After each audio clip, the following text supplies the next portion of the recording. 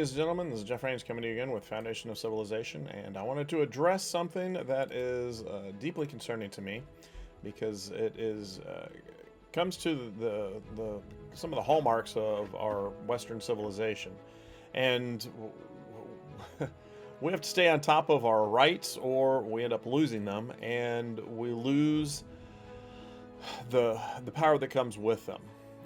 Today, in particular, what I want to talk about is the freedom of speech, the opportunity to discuss, or to meet and discuss things as we need to. From UK to Germany to Singapore, police are watching what we post, and the governments are getting much more stringent on what can and cannot be said. In the EU, they have the Digital Services Act. And that went into full effect in February 2024. And it's what they use to control the online platforms, including social media, within the EU.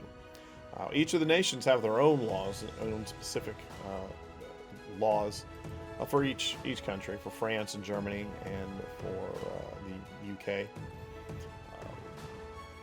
Now, they claim that they are trying to limit hate speech. And now, mind you, also, I understand cyberbullying. That certainly should be investigated and prosecuted, if you ask me. But when it comes to hate speech, just because you disagree with somebody doesn't get to qualify as hate speech. And who gets to define what is hate speech and when does it become illegal? If I tell you that I disagree with something and that's foolish to believe that way, that's not hate speech. That's just people being assertive. Now, to understand the impact of social media on law enforcement, especially in Germany, you got to consider quite a few points. There have been quite a few arrests that are linked to hate speech and incitement of violence. And Germany uses what they call the Network Enforcement Act. Authorities regularly monitor social media platforms for illegal content, leading to proactive arrests. Arrests in recent years have come under highlighted scrutiny. In the UK, they have the Online Safety Act, which the first part of it came into being in 2023. And in 2023, the UK made 12,183 arrests, or about 33 per day. That is what they use, and it was followed up in 2025. With additional legislation, and they also have the Kids Online Safety Act. These regulations trying to limit the harmful content that is available to children. Unfortunately, I hate to tell you this, but they're not doing a very good job. There's a lot of content online, and children are able to circumvent these things. I know that they're trying, but people are still able to get through. They're using age verification, harm mitigation. Platforms are required to provide some kind of mitigation and show what kind of mitigation effort they're using to, for protecting against underage or harmful content. And they're giving parents tools, and they are trying to update the way they present their content. In Germany, they also have I mentioned earlier, they have their Net Enforcement Act. Now, using that act, this is in May. Earlier this year, the Federal Criminal Police reported that they had 10,732 crimes related to so-called hate postings. That was recorded last year, which would have been 2024. And this is an increase of 34% compared to 2023, and it is a fourfold increase since 2021.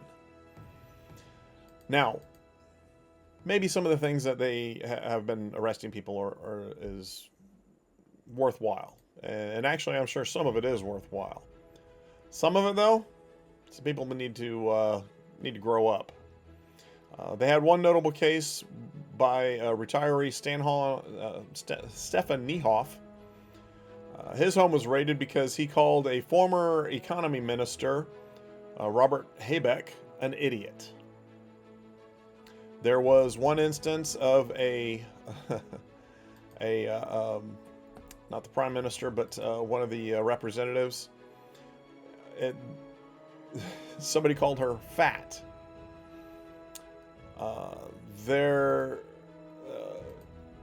The most egregious problem is whenever people start criticizing government policies and the government decides they don't want to have to answer to the people anymore.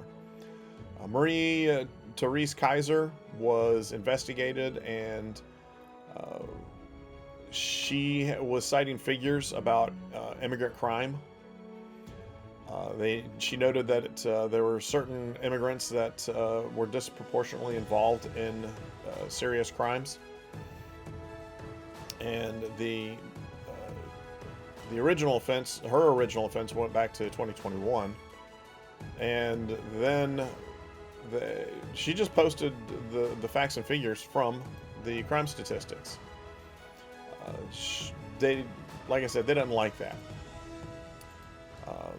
Trying to claim that it's anti-immigrant. Well, if your immigrants are committing crimes, then why are you not discussing it and trying to figure out ways to mitigate those crimes being committed, as opposed to complaining about people citing that there are more crimes being committed? Now, even in the United States, we've continued to have problems with freedom of speech, as noted by lawsuits, testimony by company insiders, and congressional investigation.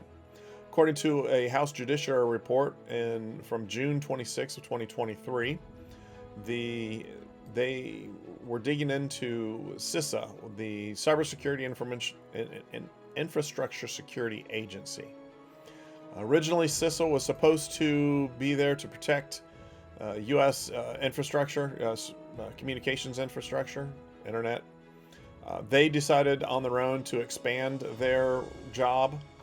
Some of the complaints that came up were about surveillance, censorship, and cover-ups.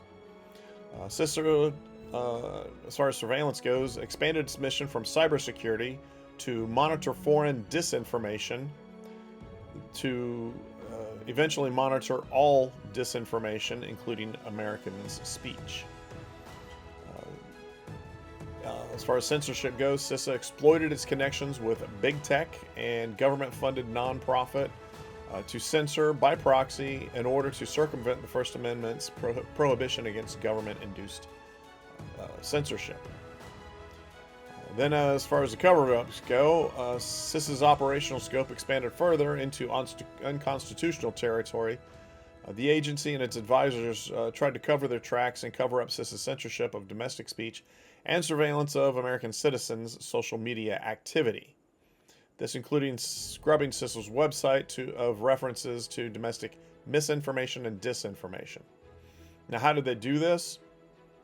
Well, Christian Nielsen created a task force called the Countering Foreign Influence Task Force within CISA to, and I quote from the report, to focus on election infrastructure disinformation.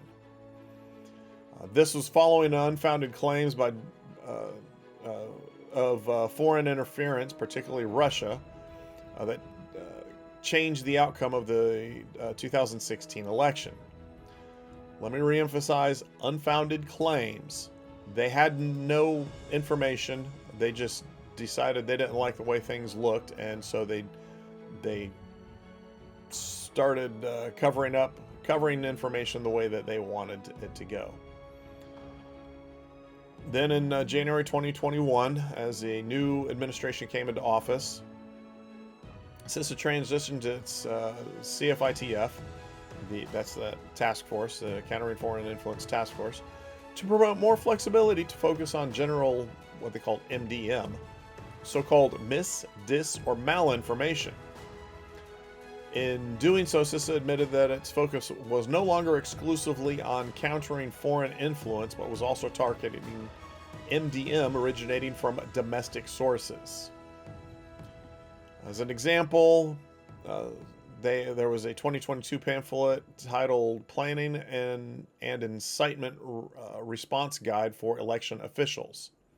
CISA took it upon themselves to combat what they called malinformation.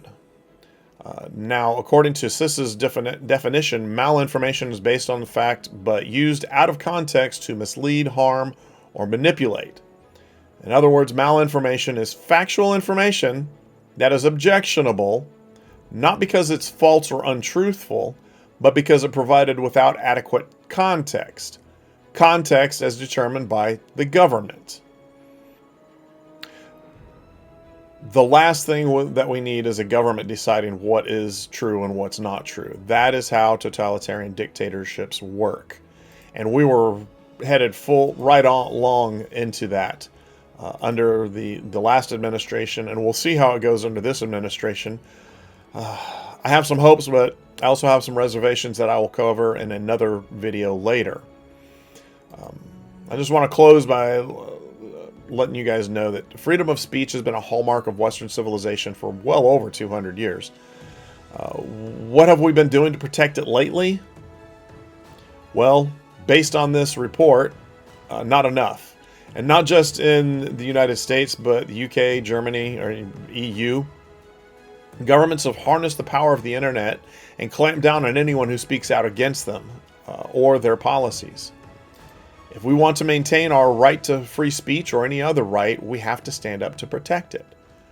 Free speech is one of the few places, one of the few ways that we can get out there and tell a government no.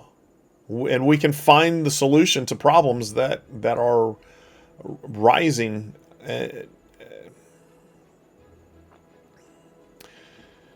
Anyway, I just want to let you guys know that there are a lot of things changing in the world, and I hope that you guys are keeping ahead of it. I hope that you guys are also focused on the things that are most important. Freedom of speech is one of those things that is very important. I hope that y'all are doing well, and I look forward to talking to you guys again very soon. Please like, share, and subscribe. This is Jeff Rains with Foundation of Civilization, and I will talk to you guys again very soon. Thanks. Bye.